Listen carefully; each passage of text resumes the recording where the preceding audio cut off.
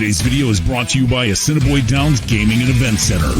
And be sure to tune in to Trust the Profits Live Mondays at 8 p.m. Eastern for Monday Night Lights, hosted by Matthew DeSantis. Ladies and gentlemen, boys and girls, welcome to Trust the Profits Belmont Stakes Spotlight Preview. We're doing it on all the horses, but tonight we're doing National Treasure, who has a special place in my guest Matthew DeSantis' heart, as that was his Preakness pick, which did well for him. Yep. I hated the horse all season. Yep. Hated him in the Preakness. Yep. Hate him in the Belmont, spoiler alert. But Matthew, how's it going tonight? It's going well. And listen, all the folks out there watching, make sure to press that like button, subscribe, let us know in the comments what you think of National Treasure's chances in the Belmont. But listen, yeah, it was funny.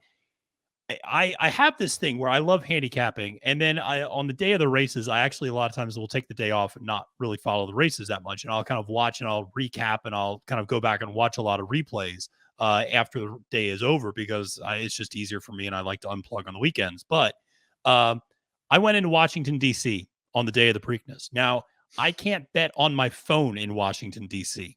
Because it is, TVG does not allow you to place bets from the district. So I live in Northern Virginia. That was the single bet I made on Preakness Day. Before I left, I knew I wasn't going to be able to bet in D.C. I put $50 to win on National Treasure.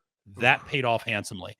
And this was my ace. I told you the whole time. Everybody else was banging the drum for Mage, and he might win the Triple Crown and all this. I said, got to wait for Bob Baffert winning his 8th Preakness at Pimlico on a horse that's going to be able to get to the lead and walk the dog, and that's exactly what happened. Now, all that said, I'm like you. I don't necessarily love his chances here at the Belmont. He was really a Preakness horse, I felt like, in a lot of ways. But certainly a horse that you're going to be able to get a price on, because I think he's going to be a little bit dead on the board, to be honest with you. 100%, yeah. So, like, if there was ever a villain to come in, and whether you wanted Mage to go to the triple, or go for the Triple Crown or not, which I did. I mean, who doesn't want a horse to go for the Triple Crown? I mean, it's good for the sport. It's good for everybody. And Mage was kind of a cool story. I would like to see it, but who better to be the villain? And I saw it on paper, and I sat there. I told myself time and time again, Baffert's going to wreck it. He's going to wreck it. He's coming off the suspension. It just makes too much sense for Baffert to get in here and put his greasy paws all over this thing and get National Treasure to the win. And it happened. And I mean, against my better judgment, I didn't bet it, although I didn't bet the race, to be honest with you. Yeah. I didn't like the race. I mean, I think Mage ended up going off close to 2-1, which I thought he was going to be way less than that. Like, yeah, he didn't take as much money as I thought. And yeah. I did not like it. Yeah. I did not like National Treasure. I didn't really like the race in general, so I laid off the race completely, in spite of my lock of the century video that I made there, which was a little tongue-in-cheek sarcasm, in case you didn't know how I roll.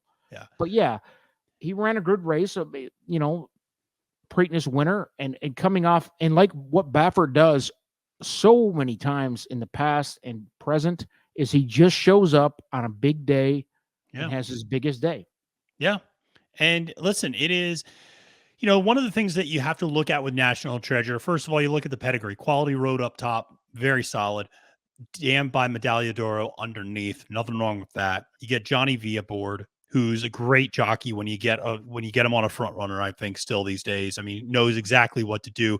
Even the most recent workout the horse had was absolutely tactically brilliant. They worked this horse out, and he goes really fast the first 2 furlongs. And then what does Johnny V do? He slows him down intentionally the last couple of furlongs to get him to replicate what they want to do in the Belmont. Shoot out of the gate fast, get to the lead, and then let's slow it down and try to do exactly what we did in the Preakness, walk the dog up front, because there's not a lot of other pace in this race. One of the things I'll say about National Treasure, just like Forte, there's a consistency with him that you look at those Equibase speed figures from really his maiden all the way through the Preakness. I mean, 92, 99, 100, 101, 101, 102. Yeah, I mean, he doesn't run bad races. Now, he finished 4th in that Santa Anita Derby behind Practical Move, behind Skinner and Mandarin Hero, but that was still, I thought, a pretty good effort. all things considered, and considering he scratched out of the San Felipe and was coming off a 3-month layoff. So now he came back, obviously won the Preakness. And, I think the case for National Treasure is I don't see a lot of other pace pressure in this particular race, and he might be able to just do what he did in the Preakness all over again. The case for me with National Treasure, the only case is he's going to be like 15-1, to be honest with you. And if you are,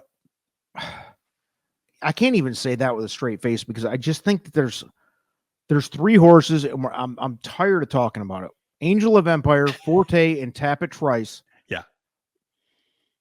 There's a case where you could say those are all stalkers who somebody's going to get out to the front. I don't know who for sure.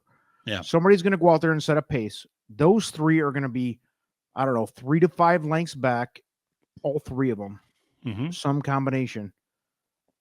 You're not going to have all 3 of those horses have a bad race. And that's what it would take for National Treasure to win, because I simply think he's the 4th or 5th best horse in this race. And it's really simple for me.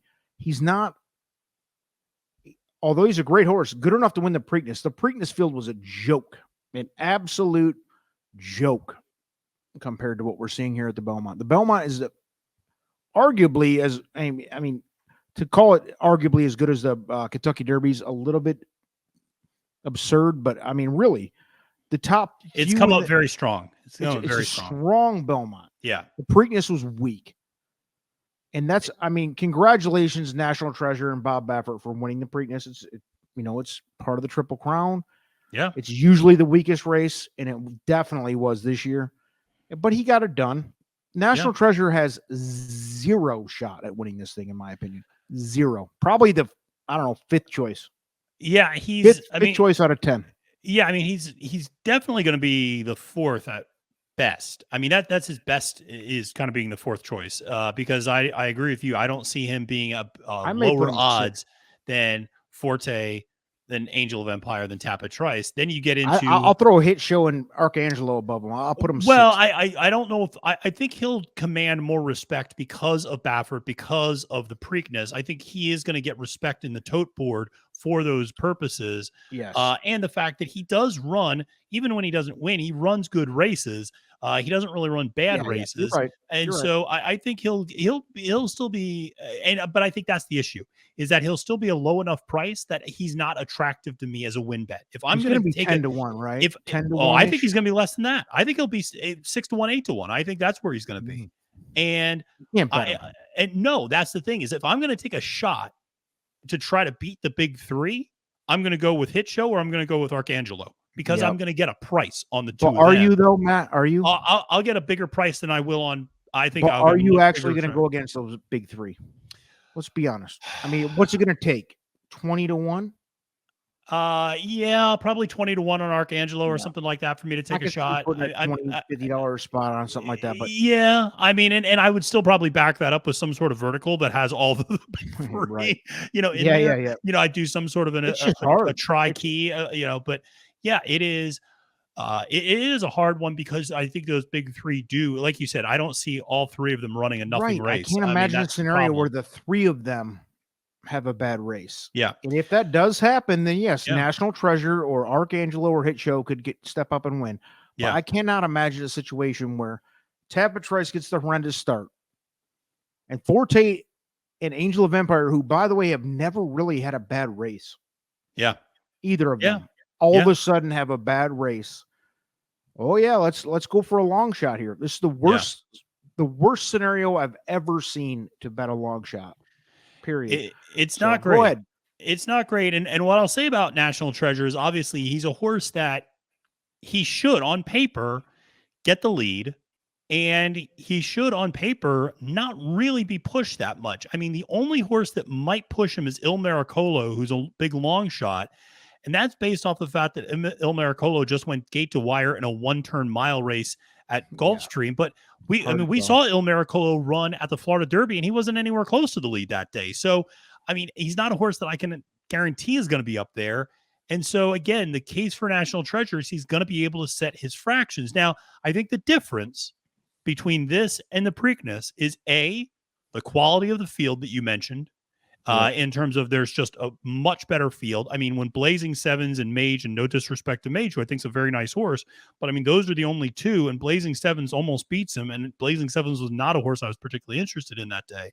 But, you know, when though that's who's chasing him, now you're going to have a situation where I think because of the size of the field, there are going to be waves of horses coming at National Treasure. It's not just going to be one horse like in the Preakness where, you know, he has to hold off Blazing Sevens. You're going to see Hit Show, Arcangelo's, Tapit Shoes potentially have that first run at him. And then you're going to see Forte, to Angel Empire, and Tapit Trice have another run at him.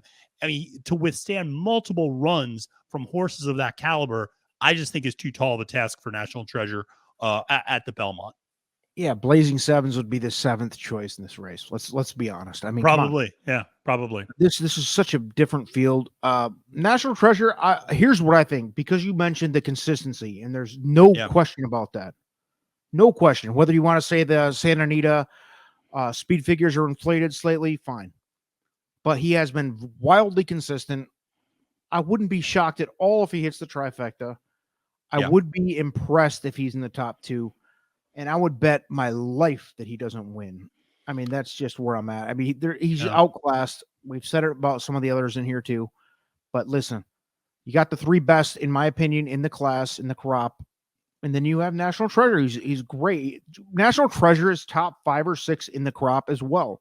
But he's not. He's going against the top 3, unfortunately. Same with Hit Show. I put Hit Show and National Treasure kind of in the same box. Great horses. Hopefully they go on to big careers. Big sires down the road, whatever you want to do. But they're running into a buzzsaw with the top 3. And I think it's great because the Belmont is stacked, baby. Yeah, it is. And I'll be honest, I probably will end up not using, I mean, I'm certainly not going to use him to win because I don't think he's going to be at a price that's attractive for me to use him to win. And I'll be pressed to use him even underneath. Like you, I don't necessarily see him in the exacta at all. I would much rather use Hit Show or Arcangelo in the exacta with one of the big 3 because you're going to get more of a price there. And I think it's actually more realistic of to happen. I think if you're betting tries or supers, sure. Then including him makes a fair amount of sense as a horse that, because those Belmonts can get really strung out and there can be like 10 lengths sometimes between the 2nd and 3rd place horse. That's what I'm saying. Out of the could 10 hit horses, the board. I think sure. 5 of them will be in a different zip code by the by the top of the stretch. So Yep. Anything else to close this thing out? Because listen, man, this is a really exciting Belmont. It is. You've got maybe 4 or 5 of the best horses of this crop coming together in the Belmont, which usually you only have 1 or 2 in the Belmont. Usually you get your Derby champ. He either gets through the Preakness or he doesn't. Yeah. And you have maybe 2, maybe you get a filly in here, whatever else. The Belmont is stacked. This is awesome. This is the best Belmont I've seen in a while. I'm pretty pumped for it. Any last words on it? No, just make sure to press that like and subscribe button and come back for all of the other Belmont coverage we have. We're going to be doing a ton of stuff. We're going to have capping the card on Belmont. We're going to have doubling down on Belmont. We're going to be doing graded stakes previews for the Friday races before the Saturday at Belmont. We got, the formula is going to be doing its full field rundown. So there's tons of Belmont content for you to get you ready for the big race on Saturday. And I'm going to give you a piece of my mind about Tapit Trice winning. Ooh. Hopefully at a big price. We'll give it to you. Thanks everybody for joining. Peace and prosperity.